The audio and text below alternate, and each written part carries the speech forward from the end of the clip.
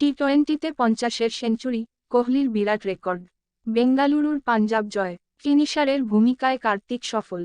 Video শুরু করার আগে আমাদের চ্যানেলটি সাবস্ক্রাইব করে, ভিডিওটিতে লাইক শেয়ার কমেন্ট করে আমাদের সাথেই থাকুন। বিরাট কোহলি মানেই রেকর্ড আর রেকর্ড। তিনি মনে করিয়ে দেন সেই মিরাজ রাজাকে, যা ধরেন তাতেই সোনা ফলান। এবারের আইপিএলে নামার আগে ইংল্যান্ডের বিরুদ্ধে 5 টেস্টের সিরিজে নামেননি। আফগানিস্তানের বিরুদ্ধে শেষবার টি-20 ফরম্যাটে নেমেছিলেন, তাও হয়ে গিয়েছে কয়েক মাস। সেই কোহলি সোমবার আরসিবিকে জেতালেন।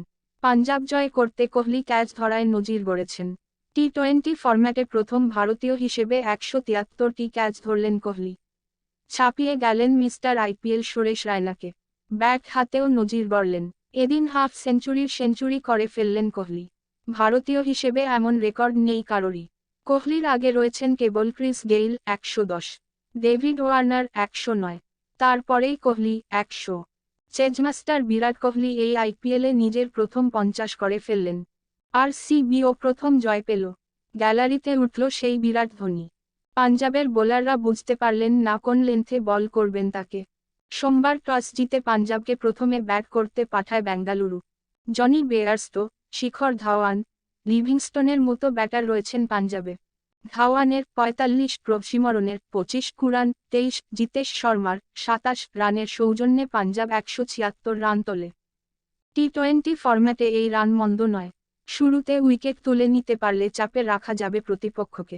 তার উপরে পাঞ্জাবের রয়েছে রাবাডার মতো বোলার। তিনি যে কোনো মুহূর্তে ম্যাচের রং বদলে দিতে পারেন।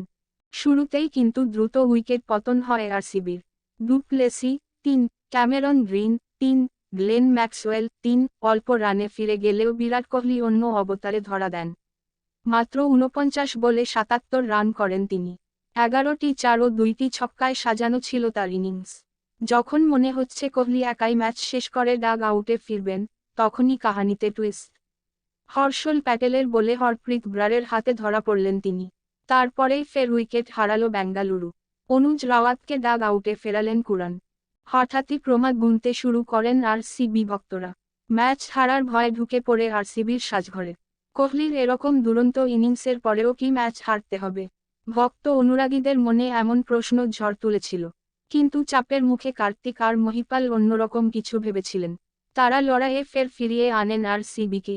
এসব ক্ষেত্রে দীনেশ কার্তিক ফিনিশারের ভূমিকা অবলম্বন করে থাকেন।